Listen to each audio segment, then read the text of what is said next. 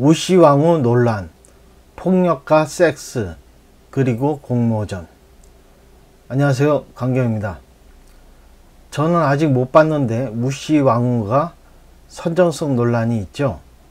왕좌의 게임과 비교되기도 하고 폭력과 섹스는 욕하면서도 보는 겁니다. 상어 코드예요. 사람들이 자극적인 거 좋아합니다. 사람들은 소나기를 피해 손잡고 뛰어가는 소년 소녀보단 소나기가 세차게 내리는데 그 우중 속에서 정사를 하길 바랍니다. 마음속으로.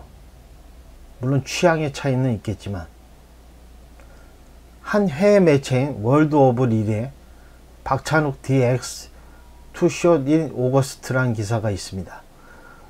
이 기사 말미에 박찬욱 감독은 폭력과 섹스를 좋아한다는 문구가 있습니다.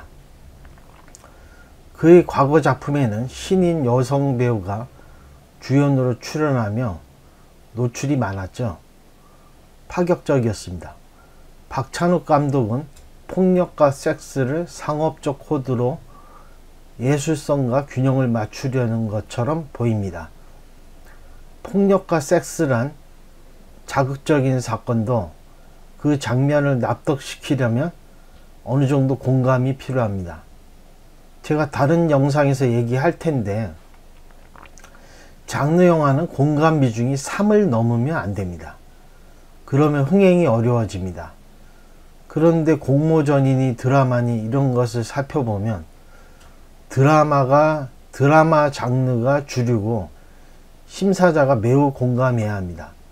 스토리든 캐릭터든. 그 말은 즉 장르 영화를 써서 공모전에 당선되기는 상당한 무리가 있다는 얘기입니다.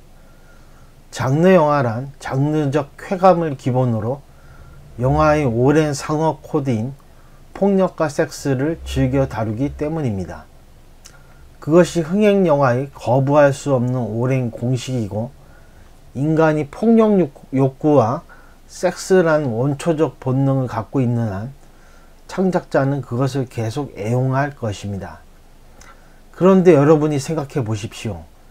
공모전 작품에 폭력과 섹스가 나온다면 여러분 같으면 상을 주겠습니까? 그것이 공감이 된다는 것은 한계가 있는 겁니다. 폭력과 섹스는 도발적으로 나와야지 빌드업이 되면 뻔해집니다. 그래서 공모전과 상업영화란 완전히 유전자 자체가 다른 겁니다. 그런데 작가들은 이구동성으로 말합니다. 작가는 어떻게 되나요? 공모전이요. 인맥으로 하게 되는 경우는 없나요? 공모전 당선되면 연락 와요. 인맥 생겨요. 이런 미친 논리가 어디 있습니까? 짜장면을 먹고 싶은데 짬뽕 100그릇 먹어야 짜장면을 먹을 수 있다면 짜장면을 먹을 위가 남았을까요? 대부분 짬뽕 먹다가 소화불량으로 중도 포기할 겁니다. 이게 제가 누누이 지적하는 현장과 괴리된 작가들의 현실이란 거고, 공모전 돼서 그래서 픽업돼서 작가 되면 좋죠. 근데 상업영화는 다시 배워야 합니다. 공모전은 작법주의고 고로 기본이 탄탄한가, 작품성이 있나, 완성도가 있나 등등 이런 걸 보지만, 상업영화는 가장 중요한 건 재미가 있나, 돈이 되겠나 라는 겁니다. 제작비 70억 이상 쓰는 걸 회수할 수 있나, 마케팅비 30억 회수할 수 있나. 그러다 보면 자극적인 표현들이 필요한 거죠. 폭력과 섹스 같은. 눈앞의 현실만 보지 말고 이런 현실도 업계 선배들이 조금씩 발언하며 선배 노릇을 해야 합니다. 작가분들이 불행한 이유가 있다면 그 가장 큰 이유는 30년 동안 돌봐주는 선배가 한 번도 없었다는 점입니다. 그들은 입봉 작가가 되면 대표나 감독들 어장관리하기 바쁘고 자기 스케줄이 정신이 없어요. 마감, 또 마감. 무명 때 부당함에 대해 부들부들 떨며 외치던 사람들도 기성이 되면 더 높은 곳으로 가기 위해 정신없고 자기 코가 석자예요. 왜 기성이 작가 카페에서 보기 힘드냐고요? 왜요? 덜어 있죠. 놀고 있는 작가.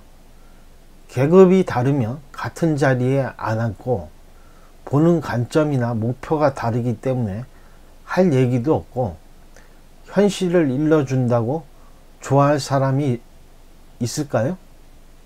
욕이나 안 먹으면 다행이지. 대부분 작가들은 자신이 정의롭고 번듯한 사람으로 보이고 싶어 합니다. 대부분의 인간이 그렇죠. 그래서 지망생과 기성은 단절됩니다. 커리큘럼? 누가 섹스와 폭력이 잘 팔린다고 말하겠어요. 지망생이 듣고 싶은 건 공모전에 어떻게 당선되냐는 거예요. 결국 악순환이 되는 겁니다. 위와 아래가 단절되고 각자 따로 놀고, 당신 또한 그런 선배가 될 겁니다. 바쁘거나 공모전 노하우를 전하거나. 여기까지이고요. 구독, 좋아요, 댓글은 큰 힘이 됩니다. 감사합니다.